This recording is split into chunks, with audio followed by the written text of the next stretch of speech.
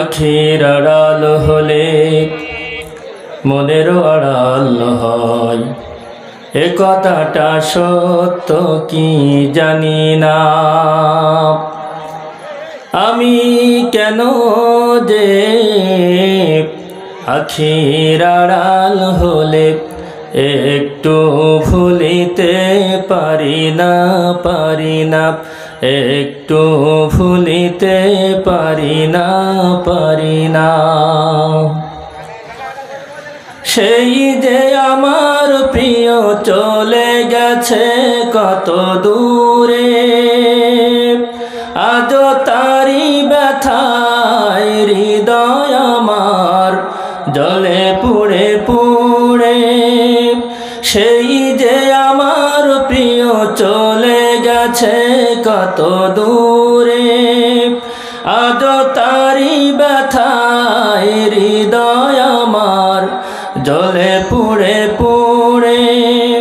তায়েফের স্মৃতি তার যাই যাত না, আসর নদীতে শুধু তারি সফিনা।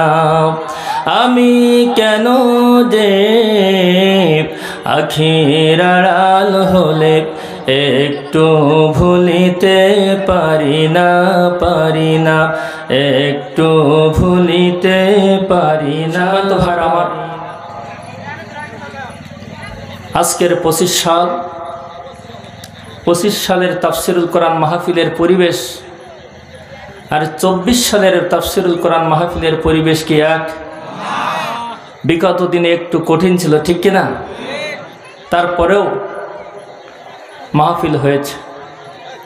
আমি আগে আপনাদের এখানে কয়েকবার এসেছি, সম্ভবত গতবার থানার থেকে আমার আইডি কার্ড চাচ্ছে আর কি যেন। তাই আমি বলছি আমার কি বিয়ে শাদী টাদি হবে না, নাকি আইডি কার্ড নিয়ে কী করবেন আপনারা? আমারও কাজটা শেষ, বা বিয়ে শাদী তো এখন আইডি কার্ড অনেক সময় লাগে না। অর্থাৎ তাফসিরুল কোরআন মাহফিলে কথা বলবো, আমাদের উপরে যদি এতটুকু আস্থা আপনাদের না থাকে তাহলে আপনাদের তো আমাদের অনুমতি দেওয়ারই প্রয়োজন নেই, ওর চাইতে অনুমতি না দেওয়াই ভালো। সেখানে বললেন হুজুর আসলে আমাদের হাত পা বাঁধা, আমরা কিছু দায়বদ্ধতার ভিতরে আছি। এটাও ঠিক কথা, বলেন ঠিক কিনা?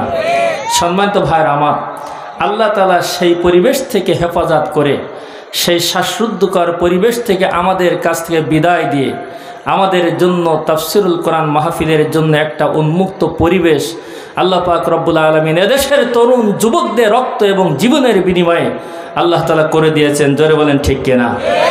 সম্মানিত ভাইয়ের আমার, আজকের আমি ধন্যবাদ জানাই আজকের এই অন্তর্বর্তীকালীন সরকারের সম্মানিত প্রধান উপদেষ্টা ডক্টর ইউনূসকে। অনেকে অনেক কথা বলছে, এই সেই ওই, আপনি আমিও তো এই সেই ওই, কথা বলেন ঠিক কিনা? আপনি আমি কি আপনার আমার গায়ের দিকে তাকিয়েছি? সম্মানিত ভাইরা আমার, সে নাকি গরিবের অর্থ চুষে খেয়েছে, সুদখোর। সম্মানিত ভাইরা আমার, আপনার মাধ্যমে আমি গোটা দেশবাসীকে জানিয়ে দিতে চাই, তার চাইতে বড় চুষে খাওয়ার ব্যক্তি ছিল বিগত দিনে যারা আমাদের ঘাড়ের উপরে প্রভুত্ব কায়েম করেছে, ঠিক কিনা? এদেশের প্রধানমন্ত্রী তিনি বলতে পারেন না আমার বাড়ির যিনি কর্মচারী তিনি 400 কোটি টাকার মালিক, কথা বলেন ঠিক কিনা? সম্মানিত ভাইরা আমার, যদি 400 কোটি টাকার মালিক যদি আপনার একজন কর্মচারী হয়ে থাকে, তাহলে মন্ত্রী মিনিস্টার বিলিয়ন উপরে তার চাইতে কোটি কোটি টাকা তারা কি করেছে? লুণ্ঠন করেছে, কথা বলেন ঠিক কিনা? এদেশের টাকা, গরিব মিসকিনদের টাকা খেটে খাওয়া, দিন মজুর কৃষক ভাইদের রক্ত চুষে খাওয়ার শামিল, কথা বলেন ঠিক কিনা? আল্লাহ তাআলা আজকের সেই পরিবেশটা পরিবর্তন করে দিয়ে ডক্টর ইউনূস তিনি প্রকাশ্য বলে দিয়েছেন, আল্লাহর জমিনে, বাংলাদেশের জমিনে তাফসিরুল কোরআন মাহফিল উন্মুক্তভাবে চলবে, কোনো অনুমতির প্রয়োজন নেই, কথা বলেন ঠিক কিনা? সম্মানিত ভাইরা আমার, আল্লাহ পাক রব্বুল আলামিন সেই মহাগ্রন্থ কুরআনুল কারীমের সূরা আল আনামের 33 নম্বর আয়াতে আল্লাহ তাআলা বললেন, قد نعلم إنه لا يحزنك الذي يقولون فإنهم لا يكذبونك ওয়ালাকিন্নাজ যালিমিনা বিআয়াতিল্লাহি ইয়াজহাদুন। আল্লাহ তাআলা বলেন, আমরা ভালোভাবেই জানি ও নবী, তোমার বিরুদ্ধে কাফির বেঈমান মুশরিকরা বাজে মন্তব্য করে, কিন্তু তোমার বিরুদ্ধে তারা কোনোদিন কিন্তু মিথ্যাবাদী কথাটাই বলে নাই। তুমি যে সত্যবাদী সেটা তারা বারবার প্রমাণ দিয়েছে, কখনো তোমাকে মিথ্যাবাদী বলে নাই। বরং জালেমরা আমার কোরআনকে অস্বীকার করার জন্য তোমার উপরে বিরোধিতা করে কথা বলেন, ঠিক কিনা? সম্মানিত ভাইরা আমার, আল্লাহর নবী জনাবে মুহাম্মদ রাসূলুল্লাহ সাল্লাল্লাহু আলাইহি ওয়াসাল্লাম যখন নবুয়ত প্রাপ্ত হইলেন, নবুয়তের 10 বছরে বিশ্বনবী সাল্লাল্লাহু আলাইহি ওয়াসাল্লাম যখন কালেমার দাওয়াত দিতেছেন, এই সময় আবু জেহেল, উতবা, সাইবা, ওয়ালিদ ইবনে মুগিরা চিন্তা করল, আল্লাহর নবী মুহাম্মদ রাসূলুল্লাহ তার দাওয়াতি মিশনকে যদি নির্বিঘ্নে চালাতে দেওয়া হয়, যদি সে দাওয়াত দিতে পারে, আবু বকর, ওমর, ওসমান, আলীর মতো ব্যক্তি ইসলাম গ্রহণ করেছে, এমন একটি সময় আসবে আমাদের নেতৃত্ব এবং কর্তৃত্বের চেয়ারটাও তার দখলে চলে যাবে। কথা বলেন, ঠিক কিনা? সম্মানিত ভাইরা আমার, এজন্য আল্লাহ পাক রব্বুল আলামিন তাকে নবুয়ত দেওয়ার পরে যখন তিনি নবুয়তের দায়িত্ব পালন করছেন, দিনের কাজ চালিয়ে যাচ্ছে, আস্তে আস্তে করে মানুষরা বিশ্বনবীর আচার আচরণ দিকে, ব্যবহারের দিকে যখন তারা হাতে হাত রেখে ইসলাম গ্রহণ করতে শুরু করলো, তখন তারা বিশ্বনবীকে নবুয়তের 10 বছরে জীবনে এবং জানে মেরে ফেলানোর জন্য বিভিন্ন রকম ফন্দি ফিকির করতে লাগলেন। আমার ভাইয়েরা, ঠিক সেই মুহূর্তে বিশ্বনবী সাল্লাল্লাহু আলাইহি ওয়াসাল্লাম কাফির বেঈমান মুশরিকদের ষড়যন্ত্রের কবলে পড়ে বিশ্বনবী যেন মনক্ষুণ্ণ হচ্ছেন, কষ্ট পাচ্ছেন। আল্লাহ পাক রব্বুল আলামিন ঠিক সেই মুহূর্তে আয়াতখানা নাজিল করে বিশ্বনবীকে সান্ত্বনা দিলেন, নবী গো, আমরা ভালোভাবেই জানি কাফেরা তোমার বিরুদ্ধে বাজে কথা বলে, বিভিন্ন মন্তব্য করে ঠিকই, তবে তোমার জন্য বড় সাপদ, তোমার জন্য বড় সান্ত্বনা, তারা তোমাকে কিন্তু মিথ্যাবাদী বলে না। কথা বলেন, ঠিক কিনা? সম্মানিত ভাইরা আমার, বরং নবীকে তারা আল আমিন, বিশ্বাসী, সাদিক, সত্যবাদী হিসাবে তারা সার্টিফিকেট দিয়েছেন। তিনি উত্তম ক্ষমাকারী, তাও তারা বলেছেন। তিনি আমানতদার, তাও স্বীকার করেছেন। একের পর এক বিশ্বনবী সাল্লাল্লাহু আলাইহি সাল্লাম এই দুনিয়ার আসমানের নিচে জমিনের উপরে শ্রেষ্ঠ মানুষ, তারা স্বীকার করেছে। আল্লাহ তাআলা বলেন, লাকাদ কানা লাকুম ফি রাসূলিল্লাহি উসওয়াতুন হাসানাহ। আল্লাহ তাআলা জানিয়ে দিলেন, দুনিয়ার মানুষরা শোনো, তোমাদের জন্য উত্তম আদর্শ নিহিত রয়েছে বিশ্বনবী মুহাম্মদ রাসূলুল্লাহ সাল্লাল্লাহু আলাইহি ওয়াসাল্লামের জীবনে। আল্লাহর নবী সাল্লাল্লাহু আলাইহি সাল্লামের আদর্শ দেখে, তার কথাবার্তা, তার চালচলন, তার আচার আচরণ দেখে বিশ্বনবী সাল্লাল্লাহু আলাইহি সাল্লামের উপরে একের পর এক ঈমান এনেছে। যুদ্ধ বিগ্রহের মাধ্যমে যতটুকু এসেছে, তার চাইতে বেশি আল্লাহর নবীর আচার আচরণে আল্লাহর পাক রব্বুল আলামিনের দিন কবুল করতে তারা সহযোগিতা পেয়েছে। জোরে বলেন, ঠিক কিনা? বিশ্বনবী সাল্লাল্লাহু আলাইহি সাল্লাম তার আচার আচরণ, তার কথাবার্তা, তার চালচলনে মানুষ মুগ্ধ হয়ে একবার বিশ্বনবীর সামনে যারা এসেছে, আল্লাহর নবী সাল্লাল্লাহু আলাইহি ওয়াসাল্লামের আদর্শ পেয়ে তাদের বিরোধিতার মাথাকে বিশ্বনবীর কাছে নত হতে তারা কি করেছে? দ্বিধাবোধ করেননি, পিছিয়ে যায় না। আল্লাহর নবী সাল্লাল্লাহু আলাইহি সাল্লাম এত সুন্দর ব্যবহার, এত সুন্দর কথাবার্তা, এত সুন্দর আচার আচরণ আল্লাহ তাআলা তাকে দিয়েছেন। আল্লাহ তাআলা বলেন, ফাবিমা রাহমাতিম মিনাল্লাহি লিনতা লাহুম ওয়ালাউ কুনতা ফাজ্জান গালিজাল কলব লানফাদ্দু মিন হাওলিক।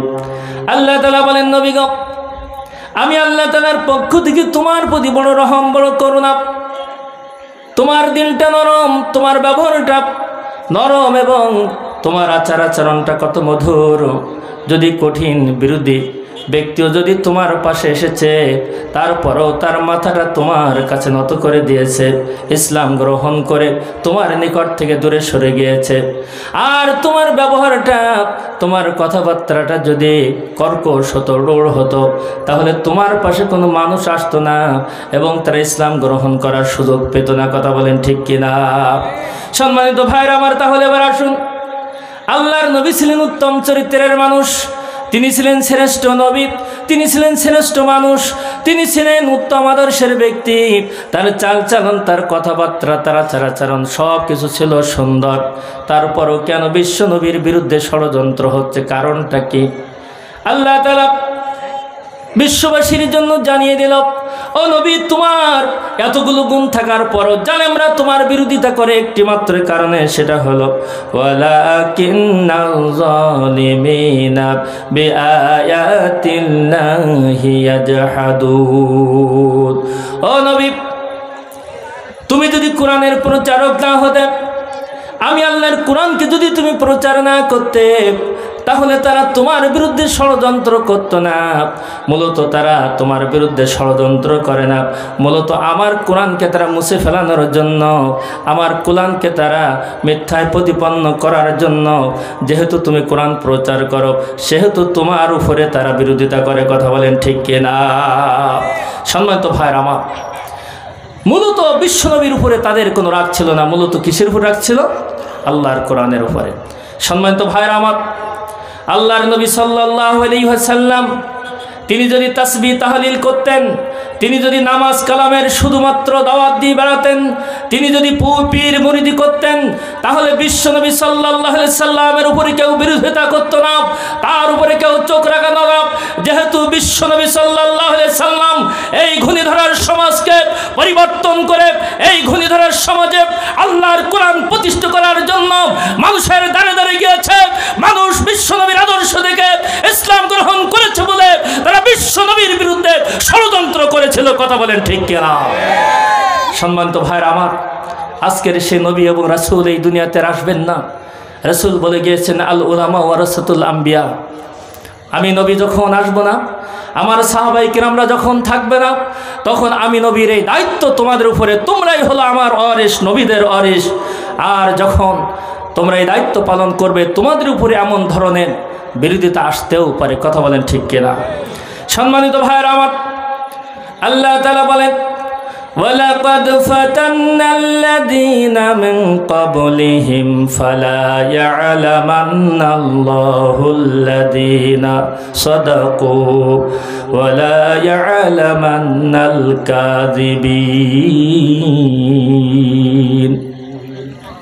আল্লাহ তাআলা বলেন, নবী, ও দুনিয়ার মানুষেরা, আজকের শুধু তোমার উপরে জুলুম হচ্ছে না, তোমার উম্মতদের উপরে জুলুম হবে না, তোমার সাহাবায়ে কিরামদের উপরে হচ্ছে না। যুগে যুগে তোমার পূর্বে যত নবী রাসূল এসেছিল, সকল নবী রাসূল এবং তার অনুসারীদের উপরেও এই বিরোধিতা ছিল, এই কষ্ট ছিল। আজকেও যারা আল্লাহর নবী সাল্লাল্লাহু আলাইহি ওয়াসাল্লাম এর অনুসারী হয়ে আল্লাহর নবীর দেখানো পথ অনুযায়ী যারা চলবে, যারা এই পথে চলবে, যারা এই পথে মানুষদেরকে ডাকবে, যারা সাড়া দেবে, তাদের উপরেও এই বিরোধিতা হবে। এটা হলো ঈমানের দাবি। কথা বলেন ঠিক কিনা? এটা হলো ঈমানের দাবি। ঈমানের দাবি যদি কেউ করেন, জান্নাতে যাওয়ার স্বপ্ন যদি দেখেন, তাহলে বিরোধিতার সম্মুখীন হতেই হবে। আর যদি মনে করেন দরকার নাই, যে ফার্স্টে বাতাস আসবে সেই ফার্স্টে ছাতা ধরবো, বৃষ্টি আসবে সেই ফার্স্টে ছাতা ধরবো, সেই সাইড দিয়ে বেরিয়ে যাব, অনেক ক্ষেত্রে আপনি বেরিয়েও যেতেও পারেন, তারপরও পারবেন না। সম্মানিত ভাইরা আমার, এই ইমানদার মুত্তাকি পরেজগার যারা আল্লাহর জমিনে আল্লাহর দিন কায়েমের জন্য যারা কাজ করে, তাদেরকে নিধনের জন্য পথ বেছে নেওয়া হয়েছিল। কথা বলেন ঠিক কিনা?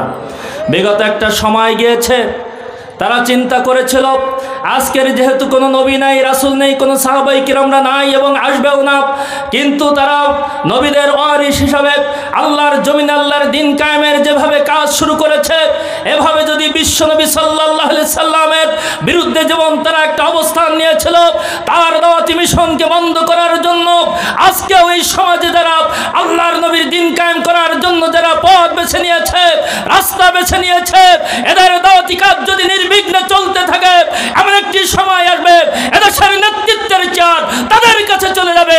অতএব দিয়ে তাদেরকে মামলা দিয়ে জেলখানায় আটক করতে হবে। কথা বলেন ঠিক কিনা? নারায়ে তাকবীর, নারায়ে তাকবীর। ইসলামের শত্রুরা নারায়ে তাকবীর। সম্মানিত ভাইরা আমার, আল্লাহ পাক রব্বুল আলামিন বলেন, ও নবী, তুমি যদি কোরআন প্রচার না করতে তাহলে তোমার বিরুদ্ধে তারা এমন ষড়যন্ত্র করতো না। যদি তুমি কোরআনের ধারক বাহক না হতে তাহলে তোমার মতো যেহেতু উত্তম মানুষ এই সমাজে কেউ আসে নাই, আসবেও না, তোমার বিরুদ্ধে ষড়যন্ত্র হতো না। সম্মানিত ভাইরা আমার, আল্লাহ পাক রব্বুল আলামিন বিশ্বনবী সাল্লাল্লাহু আলাইহি সাল্লামকে যখন ভূমিষ্ঠ করলেন, এই দুনিয়াতে যখন তাকে পাঠালেন, পাঠানোর পরে আল্লাহ পাক রব্বুল আলামিন এমন এমন আকর্ষণ তার ভিতরে আল্লাহ তাআলা দান করেছেন। তৎকালীন সময় কাফির বেঈমান মুশরিক আবু জেহেল, উতবা, শাইবা, ওয়ালিদ ইবনে মুগীরাও পর্যন্ত আল্লাহর নবীকে একদিন যদি না দেখতো তাদের চোখের কোণায় যেন ক্ষুধা থেকে যেত, যেন তারা সারাদিন যেন ভালোভাবে চলতে পারত না, রাত্রেও যেন ঘুমাতে পারত না। একদিন বিশ্ব নবীর হাতে হাত না দিতে পারলে, মাথায় গায়ে হাত না বোলাতে পারলে, কিন্তু ভাইরা আমার, একটি সময়ের ব্যবধানে সেই বিশ্বনবীর বিরুদ্ধে তারা কেন অবস্থান গ্রহণ করল? আল্লাহ পাক রব্বুল আলামিন নবুয়ত দান করার কারণে, আল্লাহর নবী নবুয়তের দায়িত্ব পালন করার কারণে এই সমাজে যখন আল্লাহর এই কোরআনের সুমহান দাওয়াত দেওয়া শুরু করলেন, মানুষের যখন ঘূর্ণিধরের সমাজ থেকে বেরিয়ে এসে, অন্ধকার থেকে আলোর পথে বেরিয়ে এসে আল্লাহর নবীর হাতে হাত রেখে ইসলামের সুশীতল ছায় যখন আশ্রয় গ্রহণ করতেছে, এমন সময় তারা বিশ্বনবীকে তারা বিরোধিতা করার জন্য, বিশ্বনবীকে এক পর্যায়ে হত্যা করার জন্য, বিশ্বনবীকে দেশ থেকে তাড়িয়ে দেওয়ার জন্য পথ বেছে নিয়েছিল। আল্লাহ তাআলা বলেন, ওয়াইদ ইয়ামকুরু বিকাল্লাযীনা কাফারু লিইসবিতুকা আও ইয়াকতুলুকা আও ইখরিজুকা ওয়া ইয়ামকুরুনা ওয়া ইয়ামকুরুল্লাহ। আল্লাহ তাআলা বলেন, ও নবী গো, তোমার বিরুদ্ধে তারা 3টা আইন পাশ করেছে। তারা দারুন নদওয়ায় তারা জরুরি বৈঠক ডাকলো। দারুন নদওয়া হলো কুসাই ইবনে কিলাবের বাড়ি। আমার ভাইরা, আমি যেবার হজে গেলাম, আমার জানার ইচ্ছা হলো দারুন নদওয়াটা কোথায়। আমাদের দেশে যেমন জাতীয় সংসদ আছে, এখান থেকে আইন প্রণয়ন করা হয়, আইন বাস্তবায়ন করা হয়। আমার ভাইরা, তৎকালীন সময় মক্কায় দারুন নদওয়া নামে তারা জাতীয় সংসদ হিসাবে ব্যবহার করত। তারা সেখানে আইন প্রণয়ন করত, আইন বানাতো, আইন বাস্তবায়ন করত। কিন্তু ভাইরা বললেন, সেটা আজকের আর নাই, সেটা আজকের মসজিদে হারাম বৃদ্ধি হতে হতে সেটা সংস্কারের ভিতরে চলে গিয়েছে, এখন সেটা আর নাই। সম্মানিত ভাইরা আমার, আল্লাহর নবী সাল্লাল্লাহু আলাইহি সাল্লামের বিরুদ্ধে 3টা আইন পাশ করার জন্য দারুন নদওয়ার বৈঠকে ডাকলো। দারুন নদওয়ার বৈঠক যখন ডাকলো, সেখানে এক একজন এক এক রকম মন্তব্য করা শুরু করলো যে আব্দুল্লাহর বেটা মোহাম্মদ যদি কালেমার দাওয়াত দিতে পারে তাহলে দেখবা একদিন আমাদের ঘাড়ের উপরে সে বসবে, আমাদের নেতৃত্বের চেয়ার তারা পেয়ে যাবে। আবার কেউ বলল না, চলুক, সমস্যা নেই, কিন্তু না, এটা করতে দেওয়া যাবে না, বরং তাকে হত্যা করতে হবে, বরং তাকে জেলে দিতে হবে, না হলে তাকে দেশ থেকে বাহির করে দিতে হবে।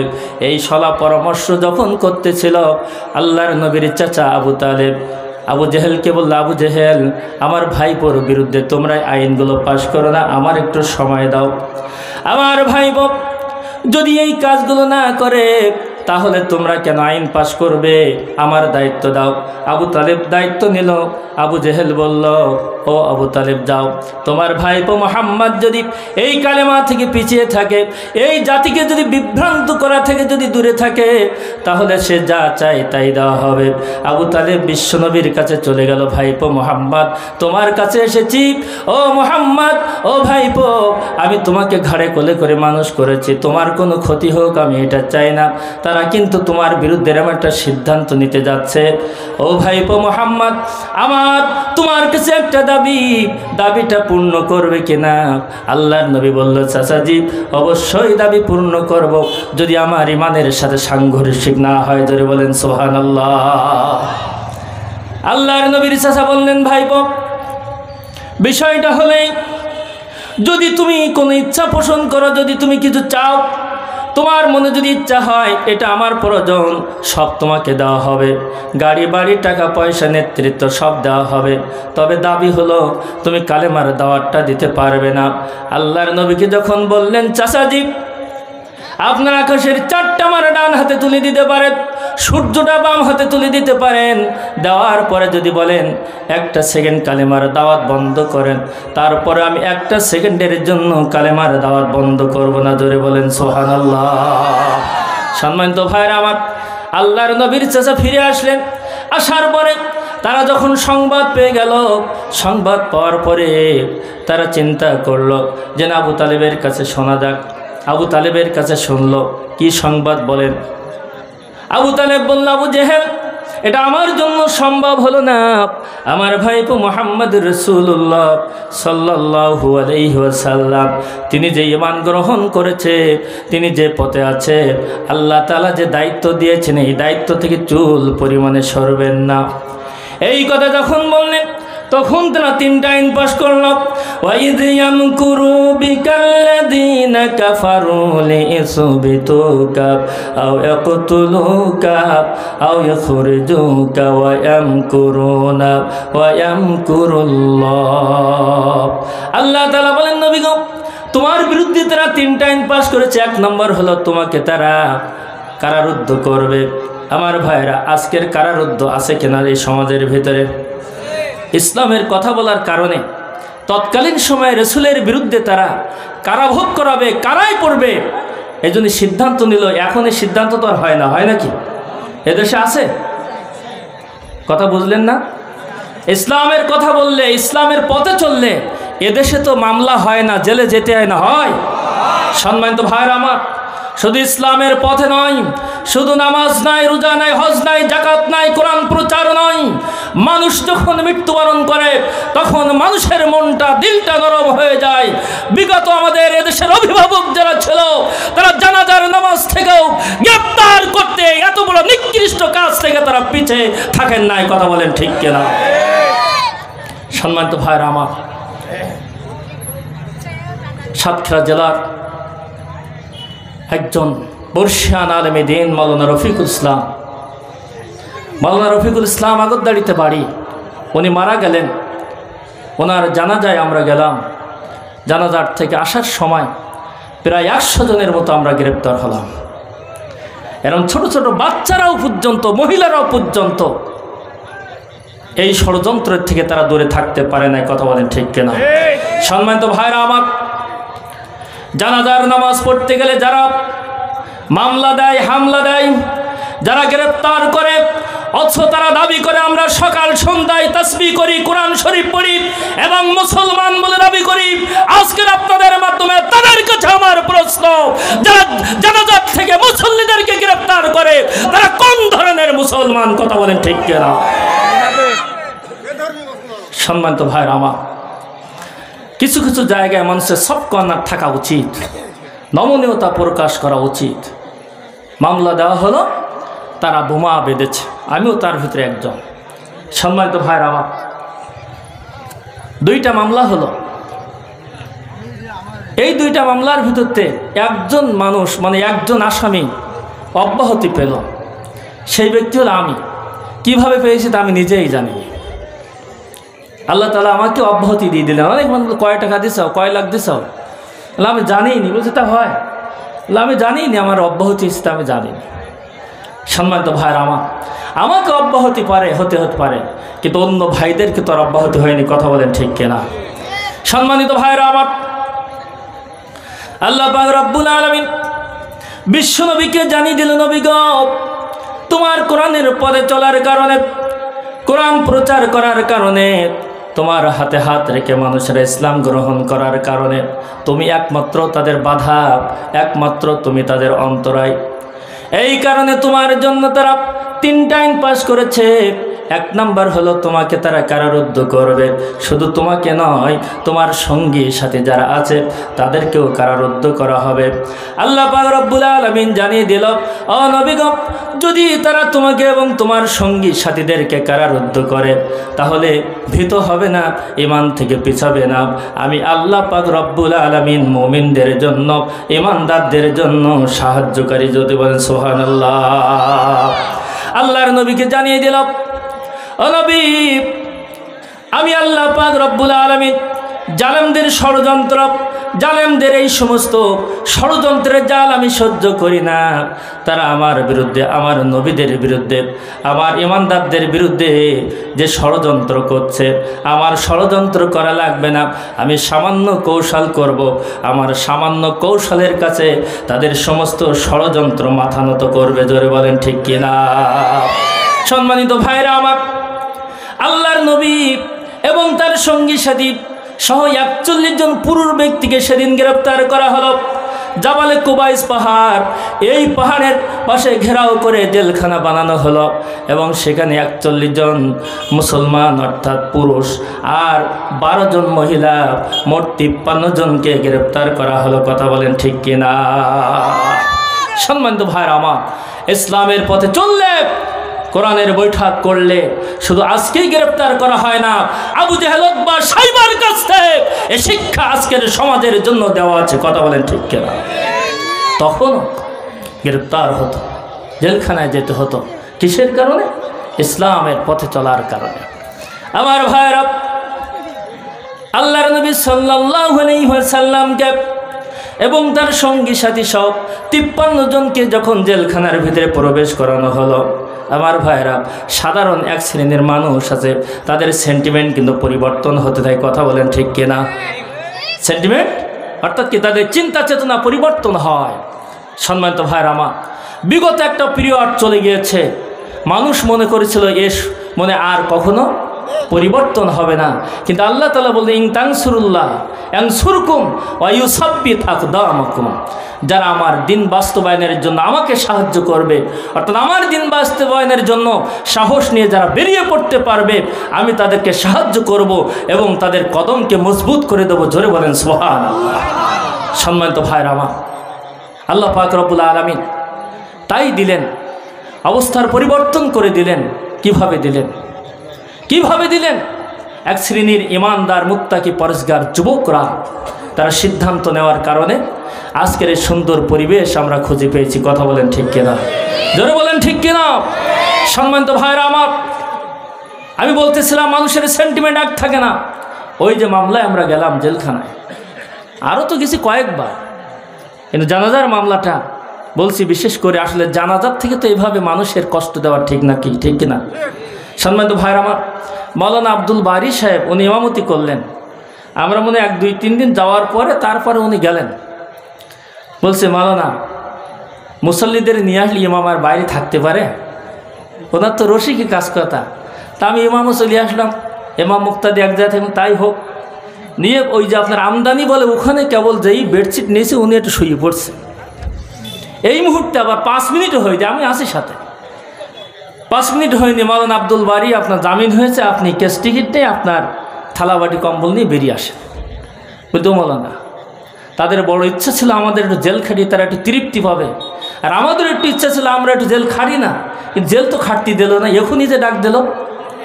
আমি কথাটা এজন্যই বলছি, ওই সময় ওনাদের 12টার দিকে কি 4টার দিকে ওনাদের ডেকে নিয়ে আসলো, আরও কয়েকজন আছে। আমার ওই দিন জামিন হয়েছে, কিন্তু আসরের ভিতরেই তো ডাকে, কিন্তু ডাকে নাই, লকআপের ভিতরে ঢোকাই দিয়েছে। আমি মাগরিবের নামাজ পড়ে খেতে বসছি, দেখি আমার লকআপ খুলে দিয়ে, এদিকে তো অব্যাহতি তো হয়েছে, ওখানে লকআপ খুলে বল, মাওলানা আব্দুল সবুরকে, তা আমি খাচ্ছিলাম তখন, বলতে আপনি বেরিয়ে আসেন, আপনার জামিন দিতে হবে। ওইভাবে রেখে দিছি। জেলা সেক্রেটারি মাওলানা আজিজুর রহমান ভাই বলছে, মাওলানা সবুর ভাই, এই 1 নলা খেয়ে যান, জেলখানার ভাত আর কপালে হয় কিনা? তখন না, ইয়ার আমি খাবো না, রেখে আসলাম। ডেপুটি মহিলা সবাই বলছে, যান, কাছে যে টাকাগুলো আছে সব নিয়ে নেবেন। খুব বেয়াদব মহিলা, সবাই বলছে। আসলাম, এসে দেখি মাওলানা আব্দুল বারী সাহেব দাঁড়িয়ে আছে, আমিও আসছি, মানে আমি তো আসছি প্রায় ঈশার সময়, এতক্ষণ ওনাদের দাঁড়িয়ে রাখছে। আমাদের ধারণা উনি আবার নতুন করে মামলা টামলা দেয় কিনা। দেখেন আল্লাহ পাক এক এক কন্যার এক একজনকে আল্লাহ তাআলা লুকাই রেখেছেন। আসার পরে শুনি যে উনি খুব বেয়াদব টাইপের, আল্লাহ গুনাহ মাফ করুক। যেই দেখলাম ওটা মহিলা মানুষ তো ওন্নাটা এভাবে মাঝখানে ফেলেনি, বুঝলেন তো। আল্লাহ তাহলে তো আসলেই ঠিক, এ তো অভদ্র যে এভাবে দেখলাম। এবার আমরা 4 যখন গেছি আমাদের মুখে দিয়ে তাই বলছে আপনার কোন মামলায়, তা বলছে আমরা বললাম আমরা জানাজার মামলায়। তো আমি শুনেছি যে জানাজায় অনেকগুলো আসামি ভিতরে ঢুকছে, আপনারা তারাই? বলছে হ্যাঁ। বলছে আপনাদের মতো ব্যক্তিদেরকে জানাজার থেকে ধরে নিয়ে আসলো, মামলা দিল, এটা কি কোনো মুসলমানের কাজ? এটা কোনো বিবেক সম্পন্ন ব্যক্তিকে এই কাজটা করতে পারে? জোরে বলেন সুবহানাল্লাহ, জোরে বলেন সুবহানাল্লাহ। সম্মানিত ভাইরা আমার, আল্লাহ তাআলা সেন্টিমেন্ট তৈরি করে দিয়েছিল, মানুষের চিন্তার পরিবর্তন করে দিয়েছিল। আজকেও মানুষের চিন্তার পরিবর্তন করে দিয়ে হয়তো একটু সময় লেগেছে, কিন্তু চিন্তার পরিবর্তন করে দিয়ে যারা জুলুম নিষ্পেষণ করেছিল তাদেরকে জাগার মাল তাদেরকে জায়গায় পাঠিয়ে দিয়েছেন, ঠিক কিনা? সম্মানিত ভাইরা আমার, একটু সময় লেগেছে। 4 তারিখে আমাদের জলাবদ্ধতার পানি কাটানোর জন্য চেষ্টা করছি, ওখানে এক মুরব্বী গেছে। তো বলছি এইবার মনে হয় শীত হবে। হাসি আমরা পাগল হয়ে গেল একেবারে, এমনভাবে বললো। পরবর্তী দেখি 5 তারিখে আল্লাহ তাআলা পরিবর্তন করে দিলেন, জোরে বলেন সুবহানাল্লাহ। আমার ভাইরা, যখন বিশ্বনবী সাল্লাল্লাহু আলাইহি ওয়াসাল্লাম সহ 53 জন ব্যক্তিকে যখন জেলখানায় ঢুকিয়ে দেওয়া হলো, জেলখানায় দেওয়ার পরে একটি সময় পরিবর্তন হচ্ছে বা চলে যাচ্ছে আস্তে আস্তে করে, যখন 3 বছর হয়ে গেল। আমার ভাইরা, যারা ফন্দি ফিকির করে জেলখানায় দিয়েছিল তার ভিতরে অন্যতম হলো হিশাম ইবনে আমর, 82 বছর বয়স, অর্থাৎ সবচেয়ে হলো পাকা শয়তান হলো হিশাম ইবনে আমর। কথা বলেন ঠিক কিনা? সম্মানিত ভাইরা আমার, হিশাম ইবনে আমর একদিন রাত্রে ঘুমিয়ে পড়ার পরে ঘুম আসে না, একবার ওঠে, একবার বসে, একবার বাইরে যায়, একবার ভিতরে আসে, একবার বাইরে যায়। স্ত্রী বলল, স্বামী গো আপনি এমনটি কেন করতেছেন? বিগত দিনই তো এমন করেন না, আজকের কেন এমন করতেছেন? হিশাম ইবনে আমর বলল, দেখো আমরা আবু বকরকে, ওমরকে, বিশ্বনবীকে জেলখানায় দিয়েছি, ওদের সঙ্গে তো আমাদের ব্যবসা বাণিজ্য রয়েছে, ওদের সঙ্গে আমাদের ব্যবসা বাণিজ্য রয়েছে, কিন্তু তাদের চাইতে ভালো মানুষ আসমানের নিচে জমিনের উপরে আর নাই। কিন্তু আবু জেহেলের কবলে পড়ে আবু জেহেলের চেয়ার বাঁচানোর জন্য আমাদেরকে রাজনৈতিক লাঠিয়াল বাহিনী হিসাবে গ্রহণ করে আমাদেরকে ব্যবহার করেছে। কিন্তু আজকের আমার চিন্তার পরিবর্তন হয়েছে, এতগুলো নির্দোষ ব্যক্তিদেরকে, মহিলাদেরকেও আমরা জেলখানায় দিয়েছি, এখানে রাখা ঠিক হবে না, তাদেরকে বাহির করা প্রয়োজন। কিন্তু আমার একার জন্য তো সম্ভব না, আরও কিছু ব্যক্তিদের তো প্রয়োজন। এই কারণে আমি চিন্তা করতেছি, একবার উঠতেছি, একবার বসতেছি। হযরতে মুহাম্মদ রাসূলুল্লাহ সাল্লাল্লাহু আলাইহি সাল্লাম সহ যারা জেলখানায় গিয়েছে, যাদেরকে পাঠানো হয়েছে, তাদের মুক্তির জন্য হিশাম ইবনে আমর চেষ্টা করতেছে। হিশাম ইবনে আমরের স্ত্রী বলল, স্বামী গো, তাহলে আপনি তো আবু জেহেলের প্রধান উপদেষ্টার পদ থেকে তো আপনার বাতিল করে দেবে। হিশাম ইবনে আমর বলল, আমার যদি বাতিল করে দেয় তারপরও আমি আল্লাহর নবী মুহাম্মদ সাল্লাল্লাহু আলাইহি সাল্লাম আবু বকর ওমরের মতো নিষ্পাপ নির্দোষ ব্যক্তিদেরকে আর জেলখানায় আমি রাখতে চাই না, যেভাবে হোক তাদেরকে আমি বাহির করবই। জোরে বলেন সুবহানাল্লাহ। হিশাম ইবনে আমর কি মুসলমান ছিলেন? সম্মানিত ভাইরা আমার, হিশাম ইবনে আমর মুসলমান ছিলেন না, বরং আবু জেহেলের মধ্যে সবচেয়ে কূট ব্যক্তি ছিল হিশাম ইবনে আমর। কিন্তু 1 বছর 2 বছর প্রায় 3 বছর হয়ে গেল। 3 বছরের ভিতরে তার চিন্তার পরিবর্তন হয়ে বিশ্বনবী সাল্লাল্লাহু আলাইহি সাল্লাম সহ তার সঙ্গী সাথীদেরকে বাহির করার জন্য তিনি একেবারে পদক্ষেপ গ্রহণ করলো শক্তভাবে। কিন্তু আজকের হিশাম ইবনে আমর নাই, যারা মুসলমান দাবি করেছে, বিশ্বনন্দিত মুফাসসিরুল কোরআনকে জেলখানায় ঢুকানোর পরে 14 বছরের ভিতরেও তাদের চিন্তার পরিবর্তন হয় নাই। কথা বলেন ঠিক কিনা? সম্মানিত ভাইরা আমার, তাদের চিন্তার পরিবর্তন তো দূরের কথা, সর্বশেষ যখন দেখতে পেল আল্লামা দেলোয়ার হোসেন সাঈদী যদি মুক্তি পেয়ে যায়, তাহলে আমাদের জন্য ঝুঁকি আছে, আমাদের জন্য ভয়ঙ্কর একটা অন্ধকার অধ্যায় রয়েছে। এই কারণে তাকে চিকিৎসার নামে দুনিয়া থেকে সরিয়ে দেওয়া হয়েছে। কথা বলেন ঠিক কিনা? নারায় তাকবীর, নারায় তাকবীর। আল কোরআনের আলো, আল হাদিসের আলো। সম্মানিত ভাইরা আমার, তারা মুসলমান ছিলেন না, কিন্তু আমরা তো মুসলমান বলে দাবি করি। যার হাতে হাজার হাজার মানুষ ইসলাম গ্রহণ করার সুযোগ পেয়েছে, লক্ষ লক্ষ মানুষ নামাজি হওয়ার সুযোগ পেয়েছে, তাকে পর্যন্ত আমরা ছাড় দিতে পারলাম না। আমরা এমন মুসলমান। সম্মানিত ভাইরা আমার, আল্লাহ পাক রব্বুল আলামিন বলেন, মানুষের মধ্যে এমন কিছু মানুষ রয়েছে তারা বলবে আমরা মুসলমান, আমরা ঈমান এনেছিলাম, আল্লাহর কাছে যেয়ে বলবে। কিন্তু আল্লাহ পাক রব্বুল আলামিন অত পাগল নাই, কথা বলেন ঠিক কিনা? আল্লাহ তাআলা বলেন, আহাসিবান নাসু আইয়ুতরাকু আয়াকুলু আমান্না ওয়া হুম লা ইফতানুন। আল্লাহ তাআলা বলেন, মানুষেরা কি মনে করে নিয়েছে তারা আমাকে বলবে রব্বুল আলামিন আমরা দুনিয়ার জগতে তোমার উপর ঈমান এনেছিলাম, তোমার পথে চলেছিলাম, আর আইয়ুতরাকু আমি ছেড়ে দেব, আর তাদের কোনো পরীক্ষা করা হবে না। এটা তো হতেই পারে না। যারা ঈমানদার বলে দাবি করবে, যারা মুসলমান বলে দাবি করবে, যারা মুত্তাকি বলে দাবি করবে, যারা পরেজগার বলে দাবি করবে, যারা জাহান্নাম থেকে বাঁচতে চায়, যারা জান্নাতে চায়, তারা অবশ্যই আমার পরীক্ষার সম্মুখীন হবে। আমার পরীক্ষার সম্মুখীন হবে না, তারা মুসলমান হতে পারবে না, তারা ঈমানদার হতে পারবে না, তারা মুত্তাকি হতে পারবে না, তারা পরেজগার হতে পারবে না। আর যারা মুসলমান হতে পারবে না, ঈমানদার হতে পারবে না, পরেজগার হতে পারবে না, তারা তো জাহান্নামী হয়ে যাবে। এই কারণে আল্লাহ তাআলা বলেন, ইয়া আইয়ুহাল্লাযীনা আমানুত্তাকুল্লাহ হাক্কা তুকাতিহি ওয়া লা তামুতুন্না ইল্লা ওয়া আনতুম মুসলিমুন। আল্লাহু আকবার। আল্লাহ তাআলা বলেন, হে ঈমানদার গুণেরা, তোমরা আমাকে যত যত ভয় করো, আর খবরদার মুসলমান না হয়ে যেন মৃত্যুবরণ করো না। তাহলে মুসলমান না হয়ে যদি মৃত্যুবরণ করি, তাহলে ওই জাহান্নাম কিন্তু আপনাকে আমাকে ছাড়বে না। কথা বলেন ঠিক কিনা?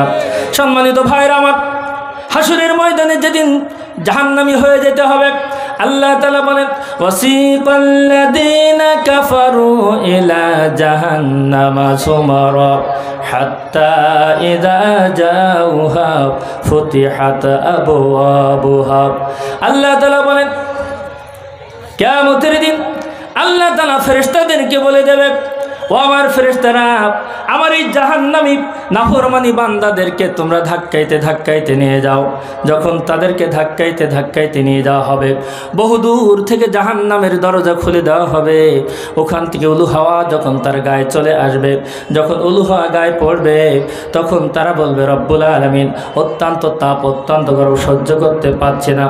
অথচ জাহান্নাম কিন্তু এখনো বহু দূরে 2-10 কিলো, অর্থাৎ 100 কিলো দূরে, এত দূর থেকে তারা জাহান্নামের তাপ অনুভব করবে, আর সেখানে বসে পড়বে। আবার তাদেরকে ধাক্কাইতে ধাক্কাইতে সামনে নিয়ে যাওয়া হবে।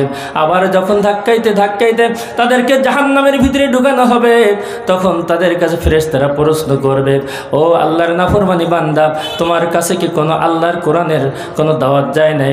নবী এবং রাসূল, কোনো সাহাবায়ে কিরাম, কোনো আলেমদের পক্ষ থেকে কোনো দাওয়াত পাওয়া নাই? তারা বলবে, হ্যাঁ দাওয়াত পেয়েছিলাম, কিন্তু আমরা সেটা গ্রহণ না করে চোখ ঘুরিয়ে ঘাড় ঘুরিয়ে অহংকার বশত সেটাকে আমরা প্রত্যাখ্যান করেছিলাম। এই কারণে আল্লাহ তাআলা তাদেরকে জাহান্নামে দিয়ে দেবেন। জাহান্নামে যাওয়ার পরে প্রচণ্ড পানি পিপাসায় কাতর হয়ে যাবে। তারা বলবে, রব্বুল আলামিন, আমরা তো পানি পিপাসা লেগে যায়, পানি পান করার দরকার। আল্লাহ তাআলা ফেরেশতাদেরকে বলবে, ও আমার ফেরেশতারা, ওই যে জাহান্নামীদের ক্ষত এবং বিক্ষত জায়গা থেকে যে রক্তপুঞ্জ সংরক্ষণ করা হয়েছে, ওটা গরম করে করে, তাপ করে করে ওটা তাদেরকে ভক্ষণ করতে দেওয়া হোক। যখন ফেরেশতারা তাদেরকে এই রক্তপুঞ্জ গরম করে ভক্ষণ করতে দিবে, নারী ভুঁড়িগুলো সব পুড়ে যাবে, পায়খানা রাস্তা দিয়ে সব বেরিয়ে আসবে, প্রচণ্ড ক্ষুধা লাগবে। তারা বলবে রব্বুল আলামিন আমাদের তো প্রচণ্ড ক্ষুধা লেগেছে, খাওয়ার ব্যবস্থা করেন। আল্লাহ তাআলা ফেরেশতাদেরকে বলবে, ও আমার ফেরেশতারা, ওই যে জাক্কুম গাছ তিতিযুক্ত যে খাদ্য, কাঁটাযুক্ত যে খাদ্য, এটা তাদেরকে খেতে দাও। আল্লাহর নবী হাদিসের ভিতরে বলেছেন, এই জাক্কুম গাছের এক বালতি যদি রস দুনিয়াতে ফেলানো হয়, তামাম দুনিয়ার সমস্ত খাদ্য বস্তুগুলো সব তিতু হয়ে যাবে।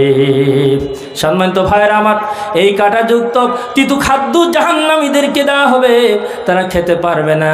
শুধু তাই নয়, তাদের জাহান্নামের আগুনের ভিতরে দেওয়া হবে, পোড়ানো হবে। ওদিকে জান্নাতীরা তারা আনন্দ করবে, পাশ থেকে দেখে দেখে দেখে বলবে, আল্লাহ ওই যে আমার ওই সমস্ত ভাইরা আনন্দ করছে জান্নাতে, যে হয় আমাদেরকে জান্নাতে দাও, না হলে আমাদেরকে চিরজীবনের মতো শেষ করে দাও। জাহান্নামে কি চিরজীবনের মতো শেষ করে দেওয়া হবে?